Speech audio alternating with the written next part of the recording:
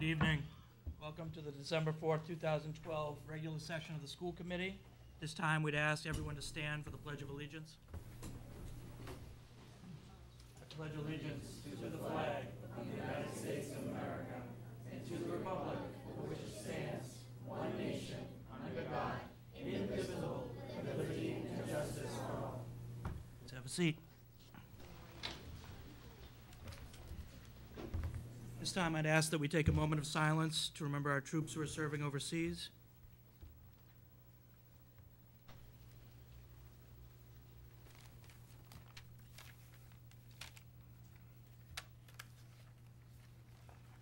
Thank you and good evening.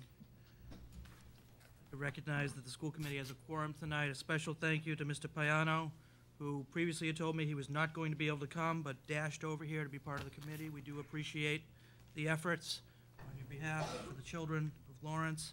Tonight we're going to begin with celebrating some of the success. We have students from Megan Fair's Gilmet Elementary School class. They are also with their principal, Lori Butterfield. This group of students were the winners of the recycling contest at the Gilmet Elementary School, sponsored in part by the Boston Celtics.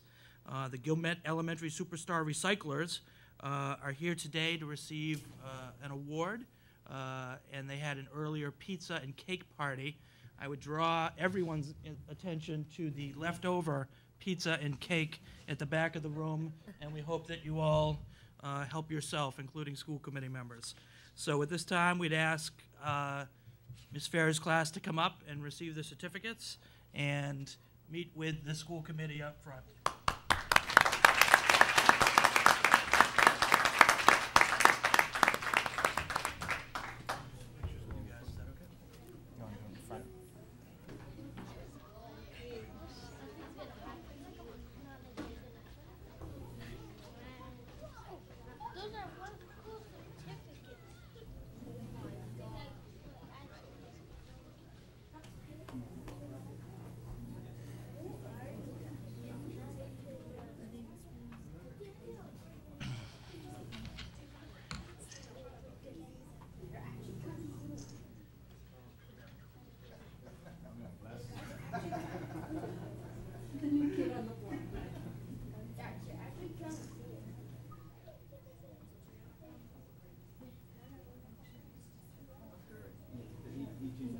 First one is for the teacher, and the ones after that are... Right. Ms. Ferris? Ms. Ferris? The teacher? Let's get a system going. Congratulations. Great job. Thank you. You're actually kind of cool. Thank you so much. All right, now you have to excuse me for pronunciation. Maya Elicia.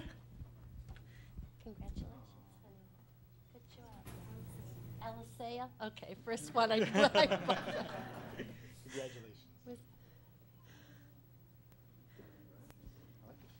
Brianna Brito. Yeah, okay.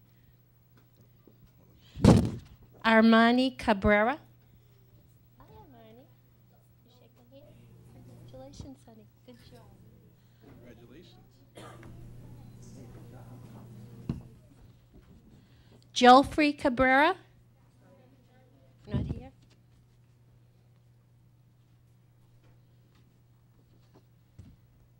Dayron Gonzalez.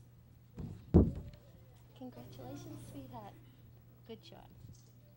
Congratulations. Shake hands.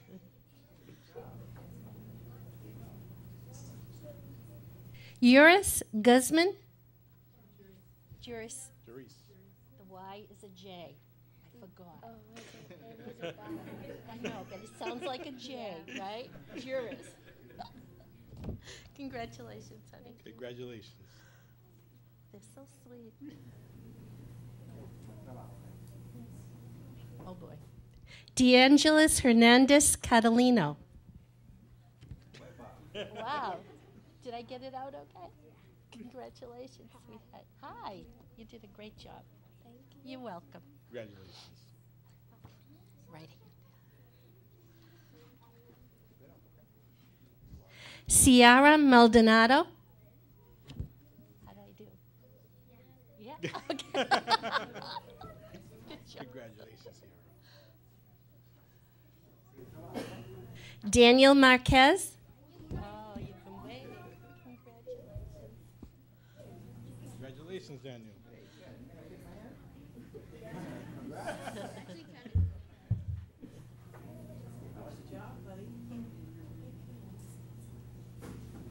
Julissa Maza.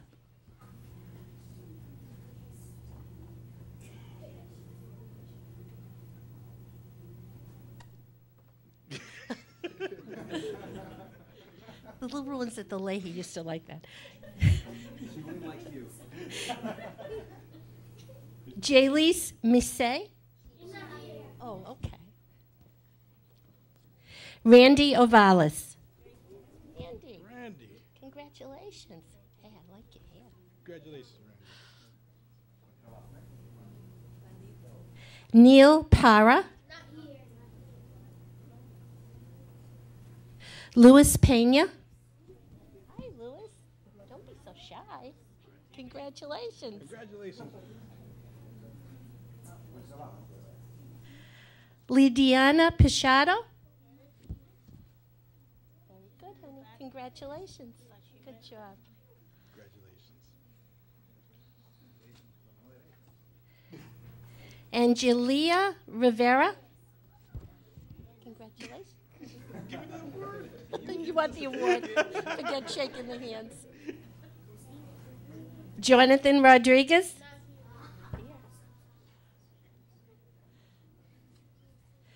Avrian Roman. Yep. You? Okay. How about That's you? mine. Other hand. Right here. This hand.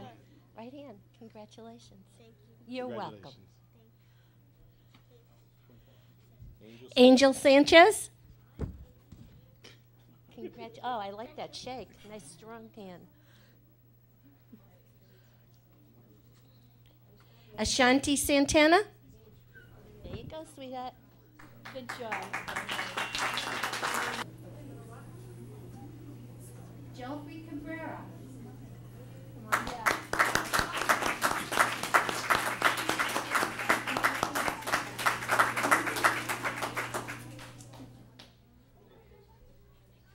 Thanks, guys.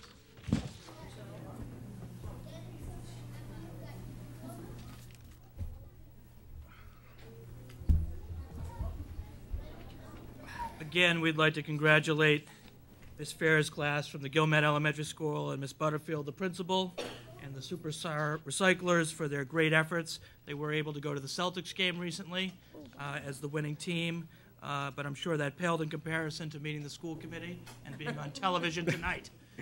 With that said, I think the Celtics thing was the better deal than coming to the school committee. But on behalf of myself and the rest of the school committee, I want to thank the staff of the Gilmet for all the hard work they did on getting the event moving, and as well as the parents for all the hard work you guys had to do to recycle for the kids and the teachers and everybody else that came in to do the job they did. Congratulations to all you guys.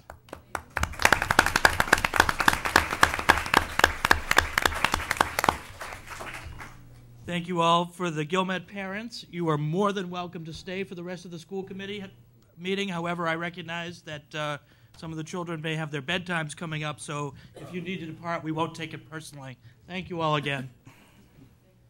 At this time, we'd like to ask Mr. McCarron to come up briefly.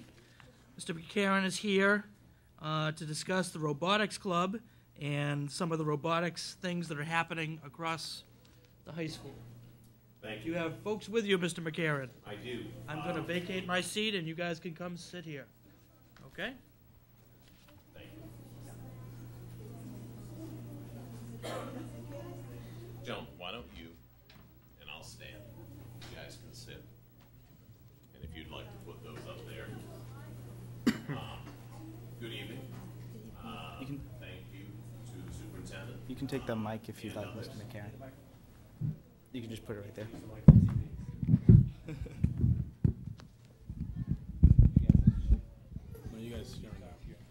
I am going to be brief. Actually, tonight we are here to, first of all, I guess I wasn't heard. Thank you to the superintendent, to the assistant superintendents, to the committee. for being here this evening and having us here this evening. We are actually Math, Science, and Technology High School, and we are kind of kicking off a promotional tour that will be going to middle schools to speak to students who are interested in our school. And one thing we are showcasing is a long-standing robotics club, which Art Ruminaire is going to speak to in just a few seconds. And Art will speak to you about the history of the robotics club, what they have accomplished this year, and how they are looking at moving forward. And I also we were able to receive a grant last year, thanks to Dr. Bergeron, and bring robotics as a class into our curriculum as part of technology in math, science, and technology. So we now have both a robotics class, and some of this you see in front of you, that is fully enrolled and will next year develop into both a robotics class and an advanced robotics class, and that coincides with our robotics club. So enough from me, and if I may, I'd like to introduce Art Ruminaire, who runs our robotics club. Thank you. Good evening, everybody. I'm looking forward to seeing some of these young'uns here building some robots to help continue on cleaning up the areas around them, even go back to some more Celtics games. Quickly, I'm a mechanical engineer. I live in Andover. I work up in Nashua, outside Nashua, and I work as a mechanical engineer designing medical products. Okay, so what's that got to do with this? Well, it's got to do with experiencing how to get these guys starting this small and getting up to be out in the field right now. So the Gearheads, which is the name of this team, is in its 9th year. It was started by Jesus Hernandez, you will remember. And we are a club that competes in competitions in the January through March timeframe. That's our season. That's where it started from. We get a new game described every year in January, and 6 weeks later, we have to stop building and we compete against other high schools, within other high schools all around the area. We have gone to regionals that has included teams from all over New England and Canada. Last year, we competed with and against a team from Mexico. 3 years ago, we competed with and against a team from Australia. So there's lots of different things beyond just the robotics aspect that's going on here. The team is led by our student advisor, Lynette Heredia, who actually was related to the team back when she was at Lawrence High School. And it also is supported by half a dozen or so volunteer professional engineers, largely from Raytheon. Our plan this year, up until in past years, we've gone to one regional event, which is, if you can imagine, going to a civic center and having 50 teams of high schools competing against each other for 3 days. Starting 2 years ago, we started outreaching, this last spring, outreaching to a middle school, and we're expanding on that. So we're going to the Frost Middle School this Thursday, and we're making plans to go to the Weatherby School in January. That involves getting these guys, Gearheads, to describe what we do, bring our robots, which are a little bit bigger than these guys, and driving them around and watching the light in the eyes of all these kids having a great time. Some of the successes we've had, which I think is important to note on here. We do get awards. We won the Rookie Award back when we started in 2004. We've also gotten a Design Award and some other awards that are not necessarily competitive related, but it's got to do with the entire program is more than just all about robots. However, we also have lots of alumni that are out there right now. We've had alumni that eventually have gone to UMass. UMass is the Amherst and Lowell's, gone to WPI, gone to Rochester Institute of Technology in Rochester, gone to Massachusetts Institute of Technology, and Embry-Riddle. So they're all scattered around. One of those went to UMass. His name was Mig. He is now one of 5 who are currently professionally employed by Raytheon. He made a presentation recently to an executive vice president at Raytheon, and he made the statement that if it wasn't for the Gearheads, he would not be an engineer right now. Raytheon has currently employing 5 ex-Gearheads, as well as employed interns. So there's lots of success stories all the way around. Oh, and then we also were featured on a national TV segment when was that? You guys weren't around here. Maybe 5 years ago when we went to a nationals down in Atlanta, when they did a special program about the robots program, which is called FIRST, for inspiration and recognition of science and technology, where the gearheads were highlighted. Okay, so here's what I'm personally here to ask for your help, okay? Thank you very much. The school committee has funded part of the program. The program is also funded by large donations from Raytheon. We're looking for additional donations. Don't worry, I'm not asking you guys to make a donation. What we're looking for is networking. When you run into someone you work with or someone who you know who says, boy, they really like this stuff, we could use some financial support. We're planning to go to our second regional for the first time this year in Hartford, Connecticut, so we can get them up until now, we've gone up to Manchester, New Hampshire. And we need some funds. We've signed up for it. Quite frankly, we've signed up for it, and we don't have the funds for it right now. We're looking for that. So if you could spread the words, as well as spread the words on what are the other things that we can do to help. I'm excited about seeing these little guys right here, what they were doing, and these bigger guys right here, what they can do. But then what are the other things that we can do to help support programs, gets kids excited in science, technology, and all the things that are related. Anything else, Lynette? We're not just looking for money, was what I'm saying. We're also looking for people to help us create a website, keep the website running, promotions, marketing. So there's a lot of aspects that go into the robotics club. It's not just building a robot like Art has said. So again, we're just looking for you guys to put the word out there. We've been trying to do it ourselves, and we've been doing a good job at it, but again, the more people we can get involved, the better it will become, and the more success we will have. As you can see, our kids love our students, because they're not little kids anymore. Our students love the program. They love what they're doing. They love taking the class. They love participating after school. They love the people, the mentors who take the time and volunteer. And honestly, they're there Monday through Saturday.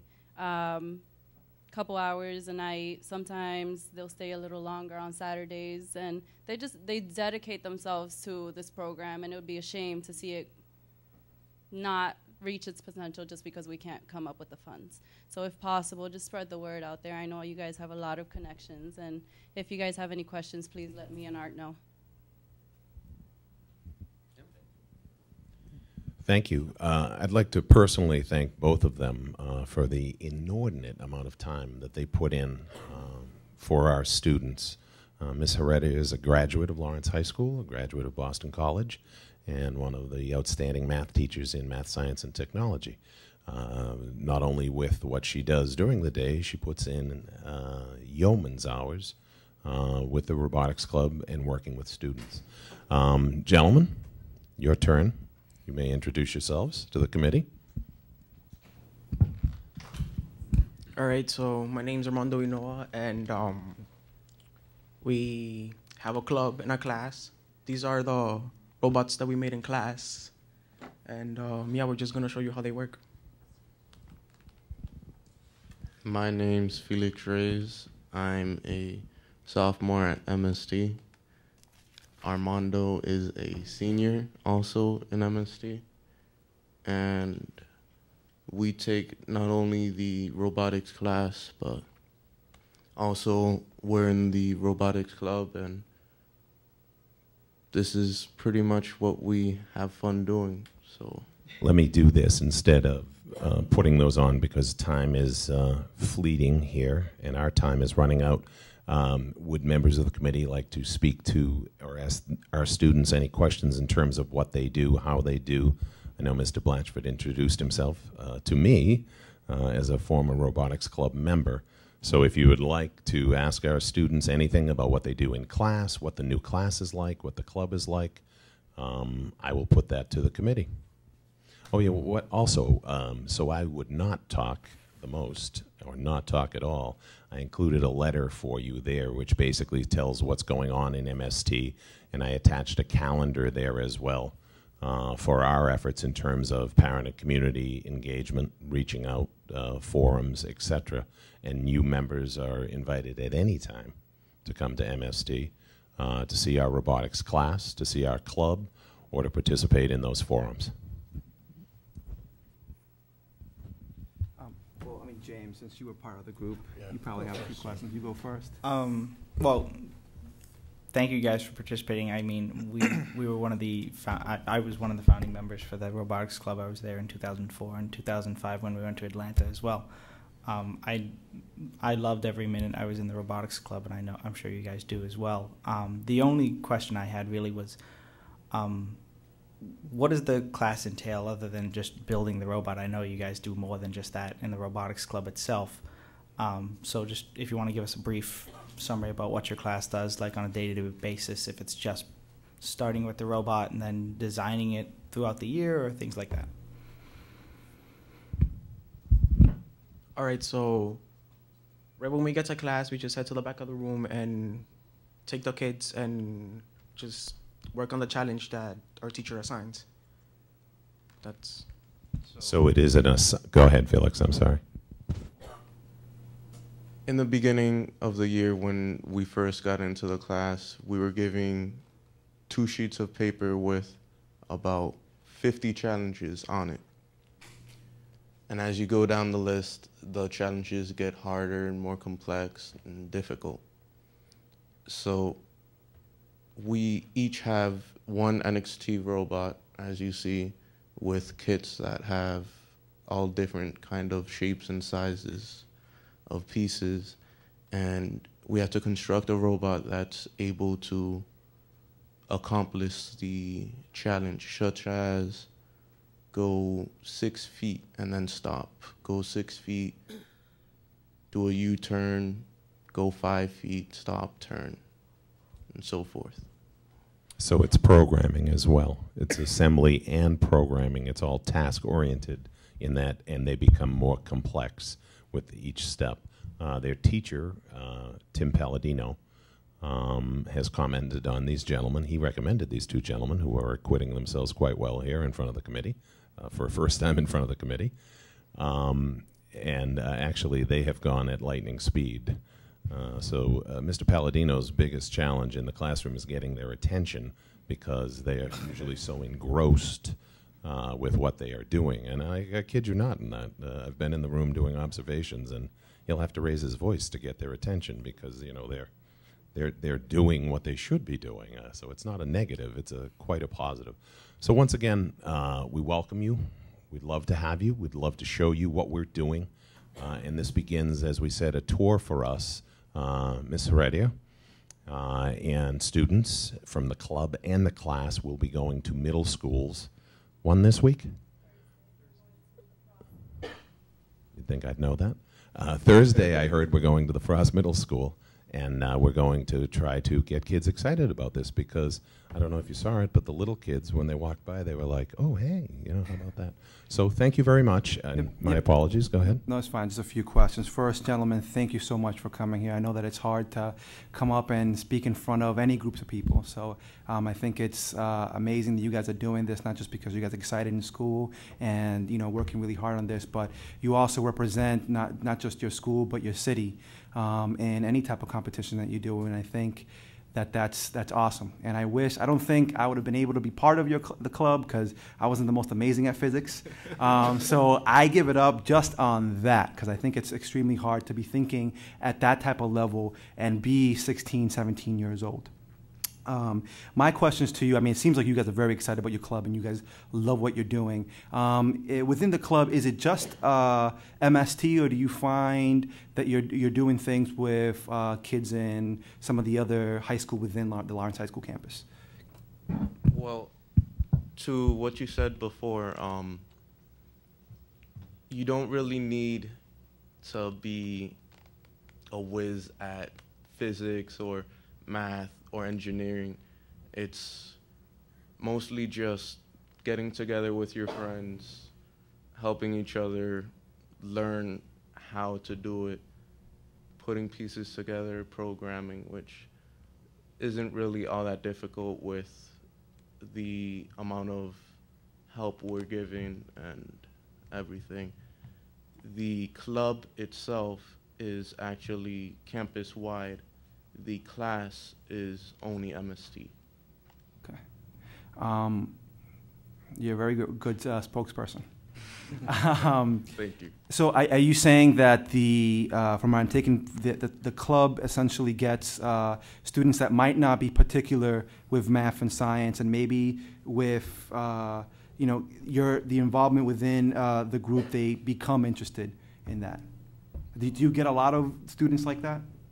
Well, if I could actually say something, I was never in MST when I was in high school, and I was actually in HHS, and I got attracted to it because a lot of my friends were in MST, but it's an experience beyond robotics and physics. It's competition, it's bonding with other schools. I mean, we formed alliances, we had to compete with schools, against other schools.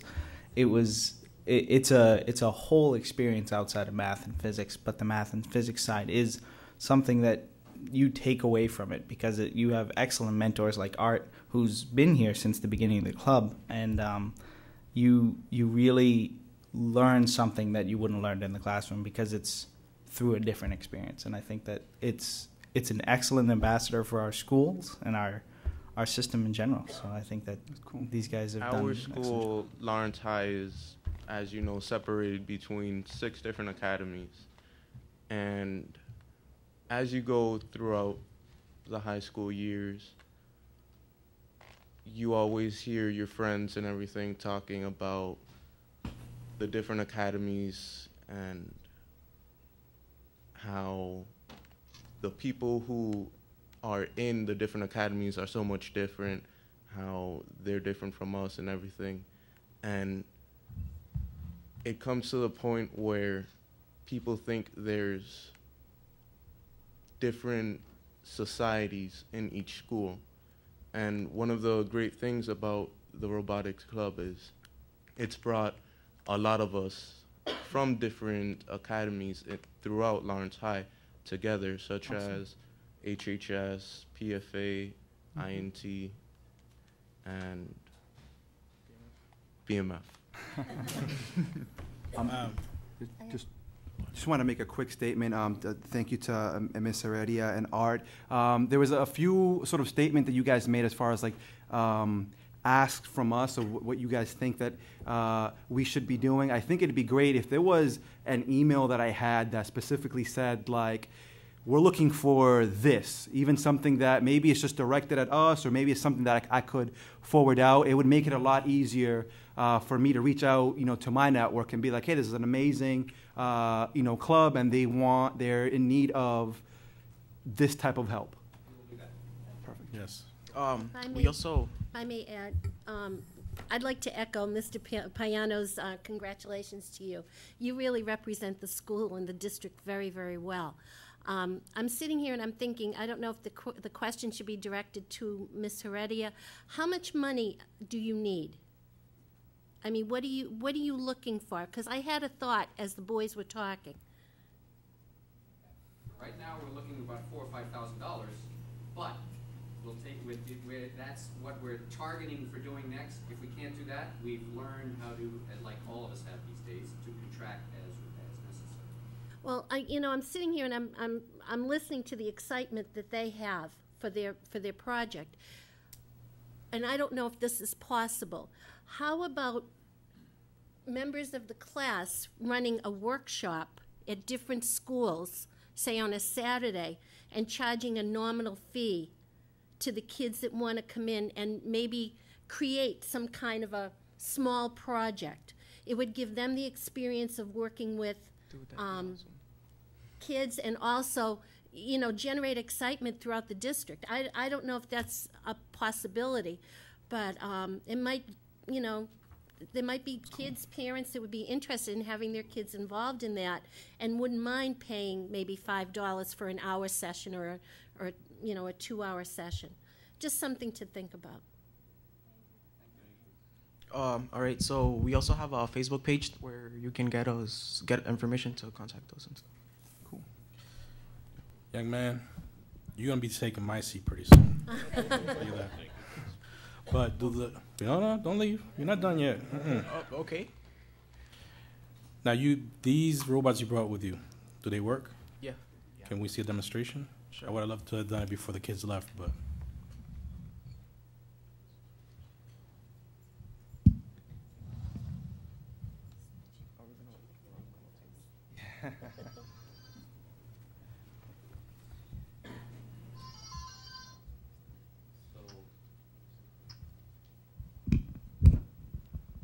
At the moment, we're actually working on another challenge. So even though these do look as complex as they do now, they're not as complex as they will be in the end, because the current challenge we're doing, we actually have to make it so it'll lift up a weight, drive forward, and then place the weight down. So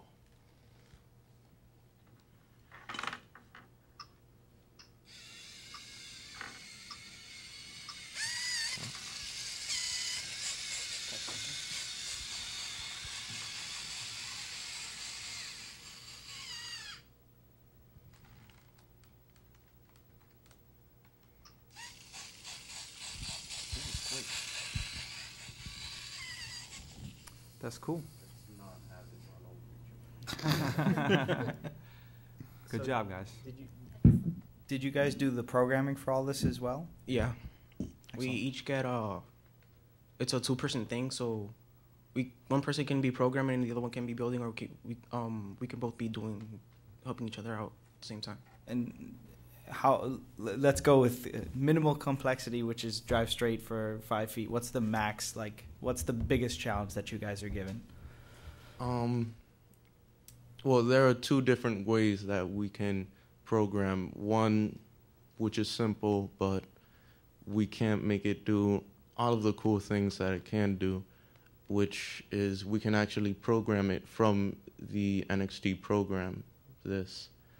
And then we also use the computers we're given in the class to connect to it and download our programs. But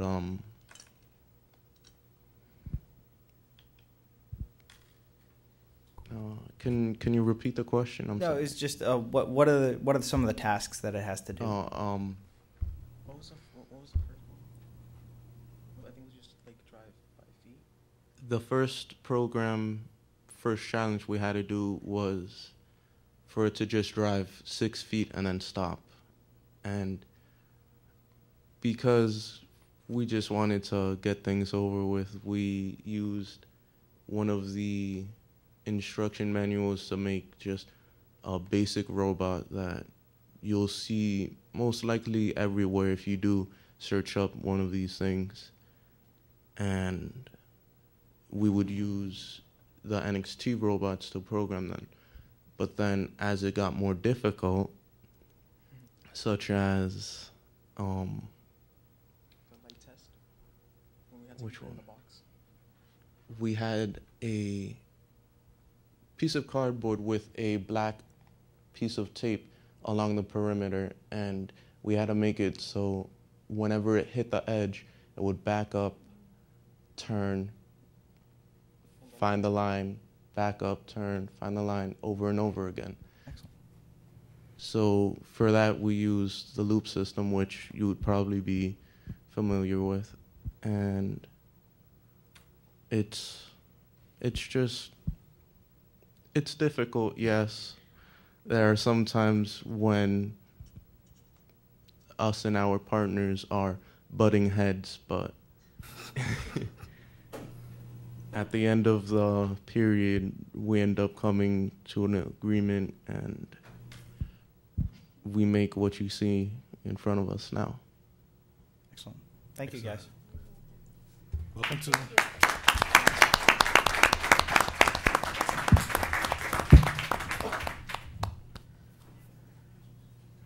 Great job, guys. Keep up the good work. I think you're. I think he wants to take a picture of you guys sitting down.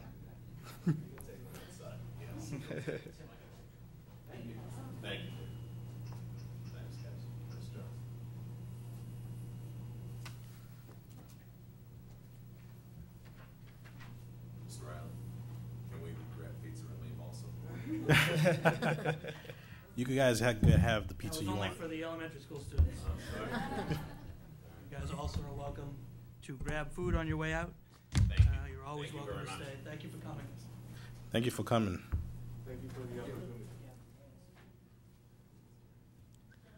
I've been told that the Principal Cote was not available to come speak to you tonight. We will have him come in January. This time we'd ask Chris Molino to come up and give you a facilities update.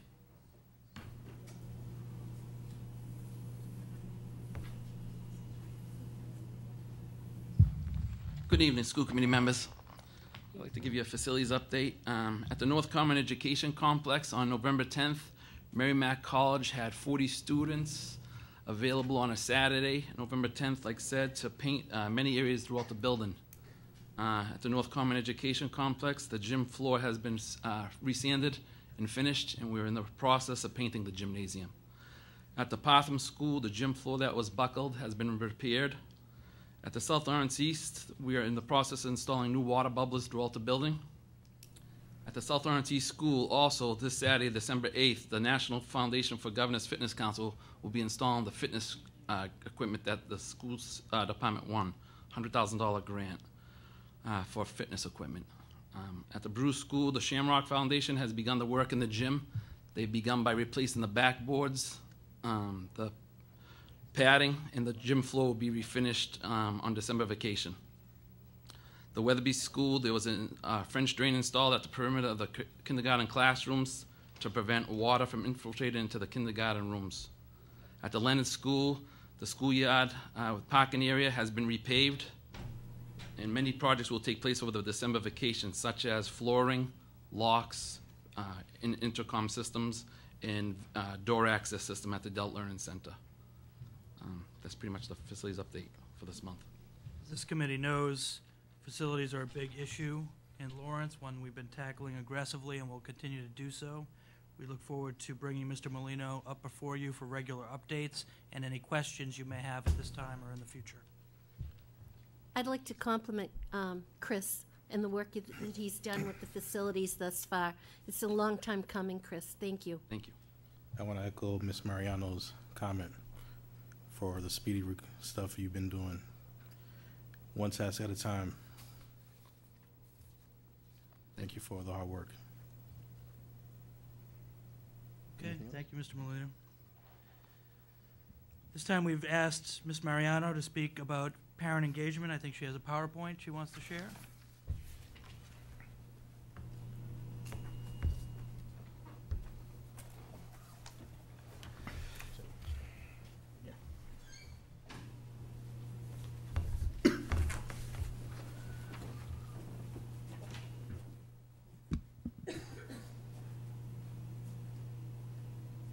Thank you, Superintendent. For my committee members, if you remember last October, we met and we talked about parent engagement and creating some kind of a PowerPoint presentation to go on the road and visit the different schools. And at that time, we clustered the schools in groups of 3. You remember all that? All right, so since that meeting in October, I've met with the superintendent. You asked me to do that. You asked me to create a plan. So what you're seeing tonight is a draft of what we should go on the road with.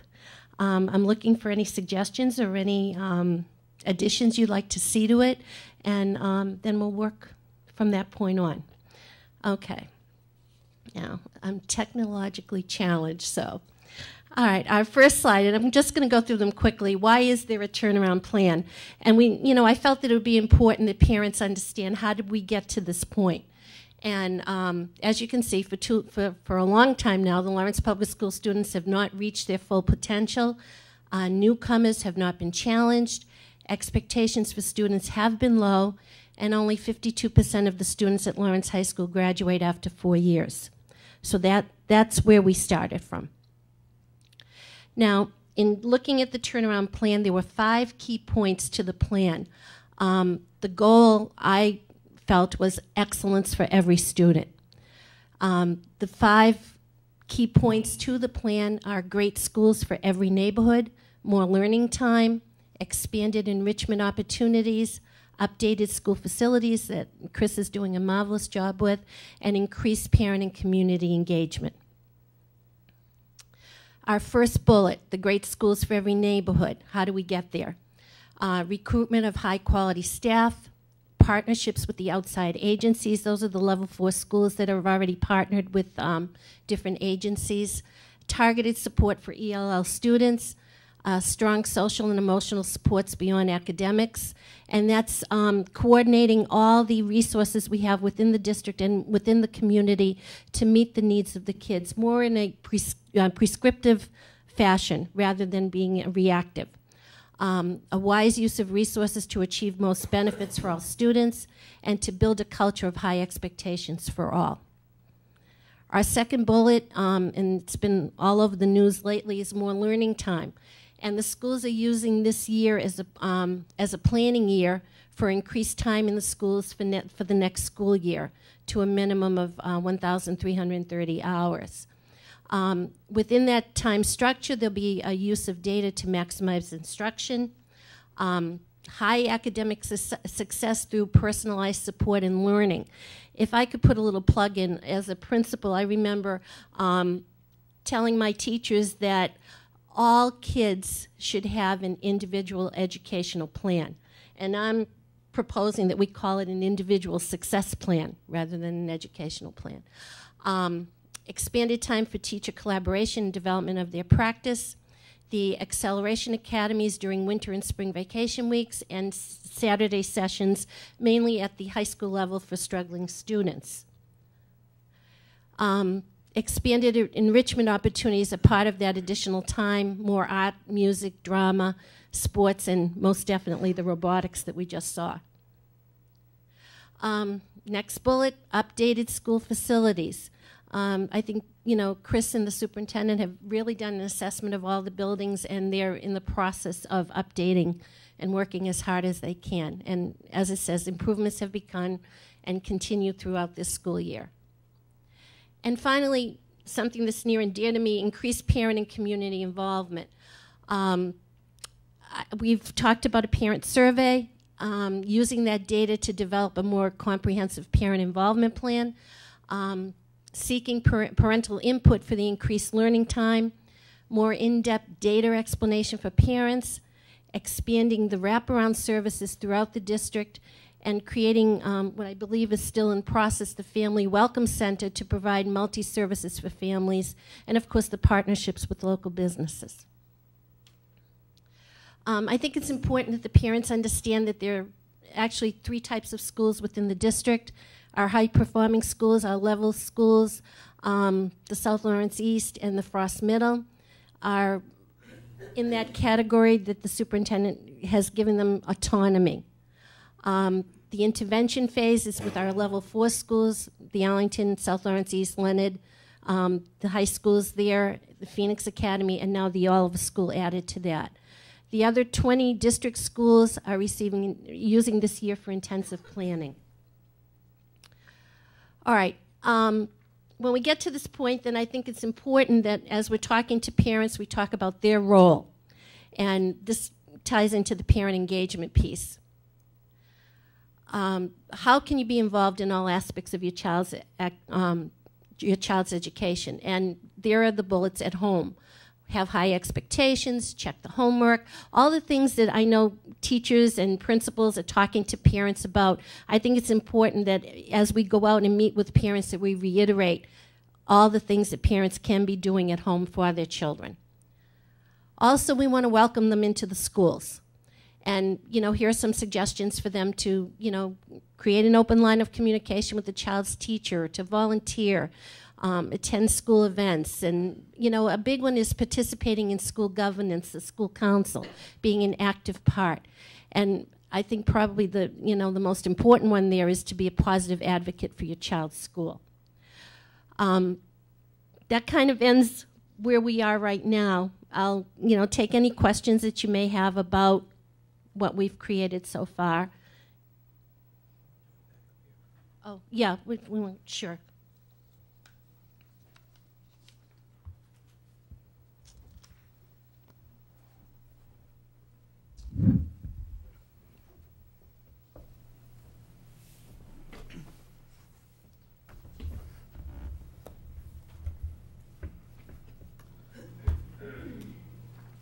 appreciate the work from Ms. Mariano. Are there any questions of the committee of Ms. Mariano going forward? Well, I actually want to know your opinion on the tour, essentially, that we not just us, but you, in addition, going around to each school, answering parents' questions, things like that. You know, we did a lot of outreach at the beginning of the turnaround plan. We put things in newspapers, we sent things home with parents, but I think because changes are happening particularly next year, it's a pretty good idea if folks have the time for us to kind of band together and see if we can go out and meet and greet parents. So I'm happy to work with you if folks want to work separately. I think there's never a bad time to really engage parents in the process and let them know what's coming, and also to hear what they think. You know, I've said all along that different school communities in Lawrence have different needs, and so I think it's important to try to assess what those needs are at each individual school. It sounds like actually the plan needs to be done, and a lot of outreach was done before, but we need to start doing more outreach now. And I'm always available to start as soon as we possibly can, sooner than later. We could book a couple at the Gilmet, the Bruce. You know, I wonder if, you know, The if we Oliver. should probably try one out, you know, if we attach kind of a meeting to a report card night where we can come and talk about what's happening in the district, you know, at one school, see how it goes, get the bugs worked out of it, and then decide, do we need to do more, do we need to do less, and go from there. I think But a good one would be the Oliver first. The Oliver is the one you want to do first? I would like to do the Oliver first, because they're the ones in most need right now. I don't know why. Does everybody else think? I mean, I would It is agree. I think cool. it's a good school to start with, being it's the new level 4 school. That way parents can ask the questions they need to ask about the level 4, see what's happened to the other level 4s. I think it's a good place to start. Are you, would you like to do the schools individually, or do you want to follow that cluster plan that we had initially Well, I think talked about? the idea that the superintendent just said was like try it out in that school and then see which way would be the best way to move forward with that. But if I had, so if this one goes well, if I had to do it, one way or the other, I think the clustering might make more sense. That way we could, get it all done within, A shorter period of time. Yeah. So we'll work with folks at the Oliver to see if there's a night upcoming that could work, probably in the new year. It may be something that we could discuss at the next school committee meeting in January with the full committee, but we will do some prep work for you, try to give you some indication going forward. And I know, Pat, you would come up with the other idea of sponsoring a classroom and things like that. Have you discussed that with the receiver yet, or? Yes, we did, and we talked about putting it on hold for a little bit and running with this first, and then working out the bugs on the other one, adopting the classrooms. So it's certainly something we're interested in doing going forward. When I first came about 10 months ago, there's a lot to do. You're going to hear in a few minutes from a needs assessment that was done in the district. We've done one with the principals, we've done one with the partners, and so we're trying to get as much information out as possible to kind of best fit things. And the more information we get, I think we'll get a better sense, not just from our partners, some of whom are business partners, but how to proceed really engaging the local businesses into the schools. We have had some outreach from sporadic folks who are interested and have had previous relationships with the schools, but we'd like to do it in a more coordinated fashion. Just one thought, Superintendent.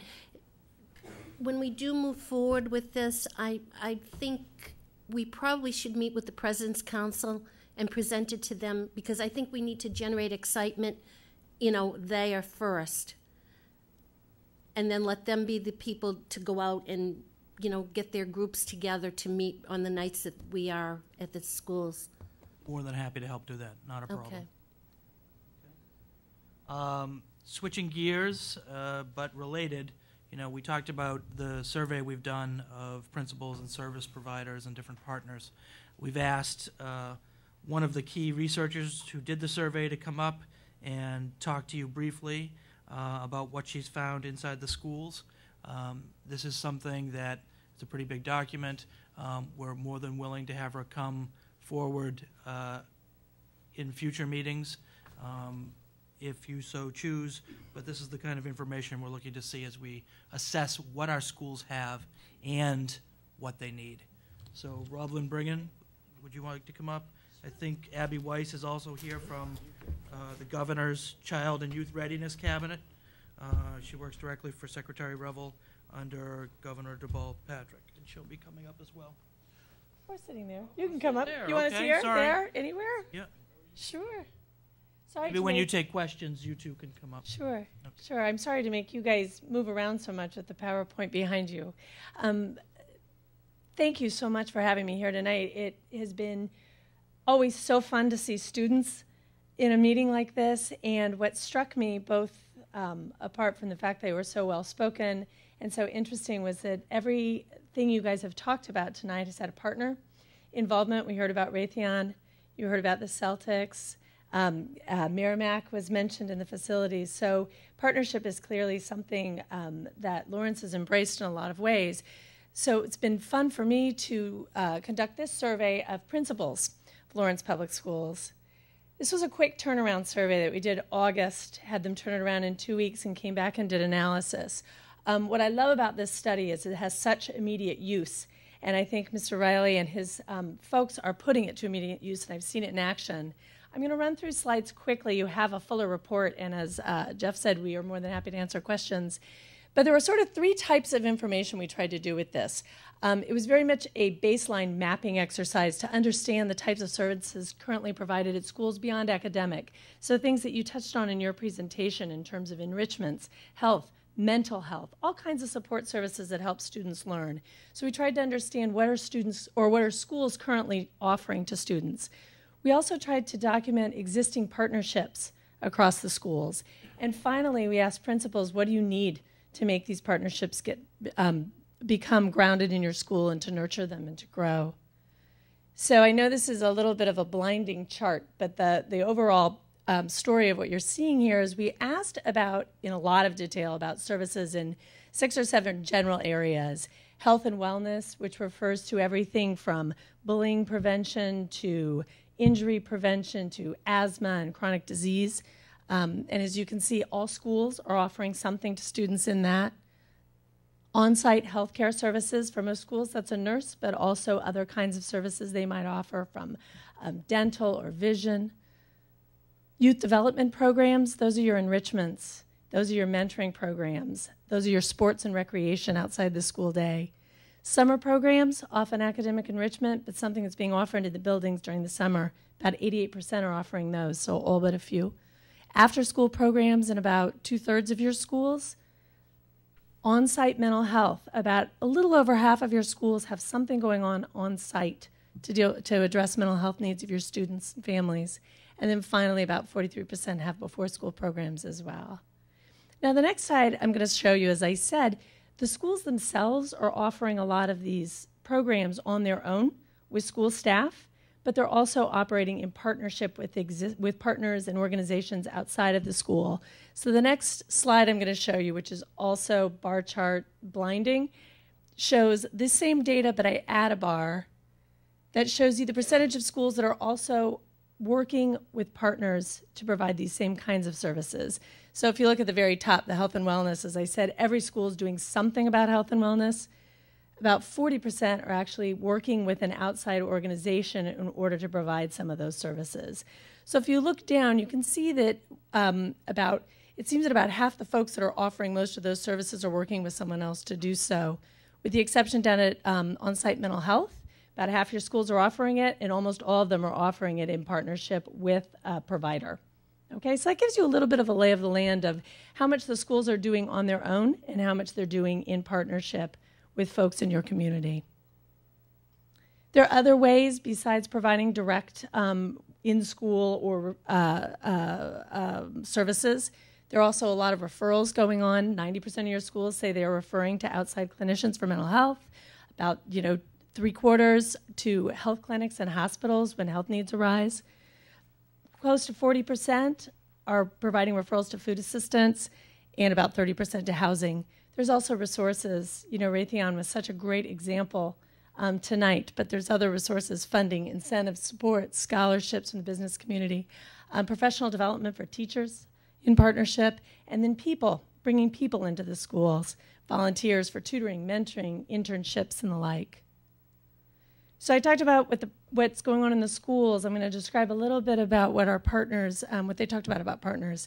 So we asked them, not only are you working with anybody, but who are you working with? And this was a very general list, but over 100 organizations in Lawrence are currently working in your schools.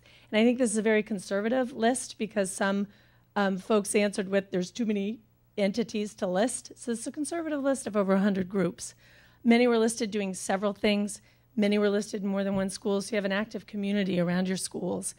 These included a lot of nonprofit organizations, as I said earlier, clinical services, higher education, 17 different institutions of higher education were mentioned, government agencies, and then a few business and affiliate groups. I have to say in the survey itself, if we did one thing that I wish we'd done differently is we didn't ask about business partnerships as well, so I think that's an undercount, but they came up naturally in open-ended questions. This chart just shows sort of a breakdown of the percentage of schools that are working with different kinds of partners. So 60% are working with clinical, and then about half with higher education, half with nonprofit groups, and then smaller with the other two. So this chart, it's a little, let me break it down a little bit. It's kind of hard to read.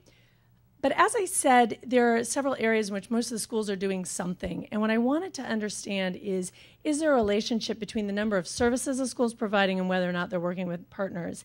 And the data really shows that there is. So the bars on the left, the darker colored bars, are what I'd call lower service schools, so those that have just maybe one or two or three service areas, where the ones on the right are high service schools. Does that make sense? So ones that have 5 or 6 service areas. And what this shows is the percentage that in doing each of these different categories, the percentage that actually engage partners. So in each category, the more services you have, the more likely you are to engage partners. I don't know. This is a chicken and an egg. Are schools that have a lot of services asking for more partners, or are having a lot of aggressive partners something that provokes a school to have more services? I don't know, and I don't even know if it matters. But the two go hand in hand is the larger point. What do the schools have that support this work? Right now, all of the schools, most of the schools, have some mechanism to identify student needs, student support teams, or some other kind of mechanisms where they meet regularly and identify needs. So principals have a fairly good beat, for the most part, on what their schools need. Managing partnerships is where is more difficult. Very few of the schools have a dedicated person to do this job. For most schools, it falls straight in the lap of the principal, him or herself, and so they're both setting direction for the schools, but also managing this work, which, as we all know, is the life of a principal, is not easy to fit among the many other things they're doing. Significant challenge. We asked them what help they need to do this work better, and there were 3 main points that came out. One was this issue of help developing, coordinating, managing partnerships at the school level. Partnerships are great, but as we know, they don't happen naturally, and they require a lot of support and time. There's one thing to say, yeah, we'd like to bring this service in. It's quite another to negotiate how we're going to bring the service in, how it's going to work, what room the coordinate or the partner is going to use. There's so many issues that schools need help dealing with those. The second is actually identifying willing partners and services they offer, both generally and also some have very specific needs. And then finally, information sharing coordination across the district. Excuse me, I should have grabbed some water up here. No, it's okay. So the schools recognize that some schools are doing really exciting things, and how can we share that information across the district was a point that they wish that could be addressed that they thought would help them in their partnership. So that's a very quick overview of a lot more details that are behind everything I've said, but I wanted to be brief tonight, and I'm happy to answer. Abby and I are happy to answer any questions. I should have introduced Abby. This is Abby Weiss, who is the Child and Youth Readiness Cabinet Manager, and she and I did this study together But I got the long straw to get to present tonight. Sure.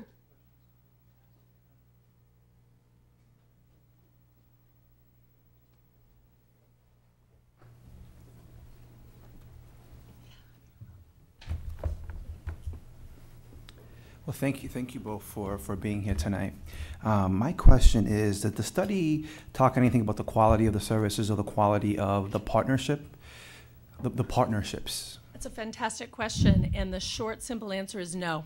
Okay. The study focused very much on, a mapping. So what does this look like right now? So it was very much a, do you have it, don't you have it, without going into quality. And I think that would be obviously a critical second tier, but I think you've got, what I feel like we were able to give with this study is a foundation on where and how you'd ask those questions. But this one really is a, baseline yes or no. Do you ever broke it down by schools? I do. I don't have it in the presentation, but this is information that Mr. Riley's office will hold on to that has individual school everything. How are we coordinating the services? I know that this is like a first brush, taking a needs assessment. So what do you plan on doing next?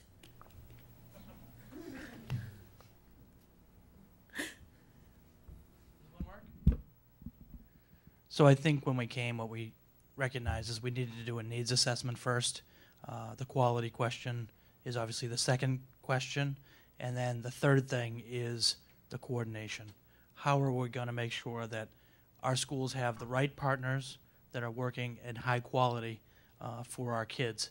We've seen some schools that have 100 partners, and I wonder if that's effective. We've also seen some schools that might only have 1 or 2 partners, and this may be because you have an entrepreneurial principal who's really good at making these connections and someone else that may not be. So these are the next steps that are coming, really starting in the spring, but the following year is going to be a lot of that work that's going to be taking place. It almost seems to me like you need a real comprehensive list of who's involved with the schools and kind of make that umbrella and then filter them into the pockets where they're needed. So the second survey we commissioned was on the partner side, and that is not these folks, but another group that's going to come from the Essex Foundation who's kind of worked to figure out what the partners say they're doing and who they're working with. And so we're trying to figure out first, who's helping our schools, second, are they helping them effectively, and third, is this a healthy partnership that is really helping our kids, and do the schools need extra services somewhere? Maybe on-site mental health, it could be enrichment. With the additional time that schools have to do in the future, they may need more partners now than ever before.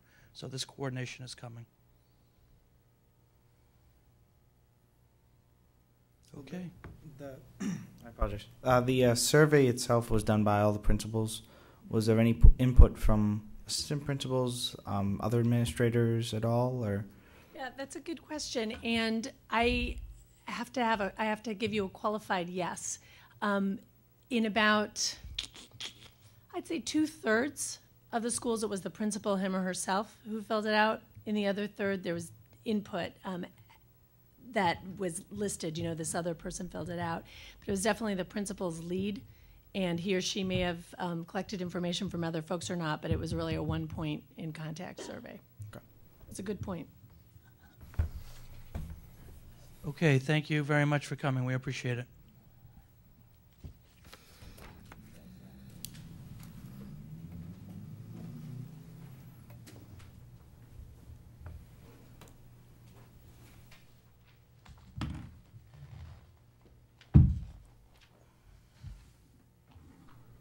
Before moving on to our public participation portion of the meeting and final comments or questions from this group, I just wanted to take a moment to thank the school committee members for their hard work and service on behalf of our students in this holiday season. I wish you all the best holiday, and I wanted you to know that I appreciate all the hard work you do on behalf of our kids, and I know the families do as well. So thank you all.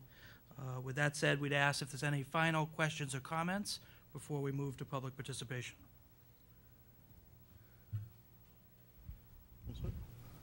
Hearing none, we have Mr. Molly here. as our lone speaker.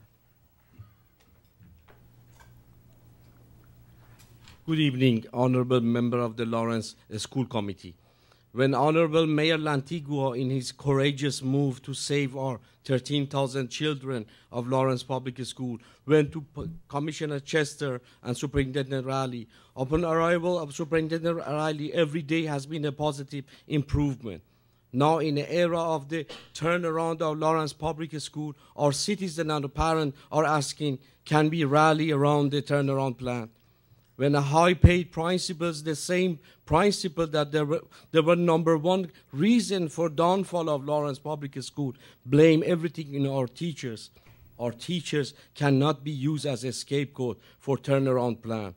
Our citizens cannot rally around the plan while there is no job security for our teachers. We as the citizen demand that this committee hold the high-paid principals accountable for the problem with the turnaround plan. In our city, there has been a strong bond between the citizen and our teachers. We demand your support of our teachers. Rally around the plan only possible when our teachers, hold free from any intimidation, can come to this committee and this podium and criticize whatever they want to say. Do not blame everything on our teachers. Our citizens and parents have a long-term support and effective support of our teachers. We ask you, in the beginning of the new year, in a turnaround plan, work as a unity with a one goal in mind, improvement of our public school. And turnaround plan cannot be blamed only our teachers. We wish you the best for new upcoming year. Thank you. Thank you, Mr. Molly. That closes our public participation session and this school committee meeting. Thank you all for coming. Thank you.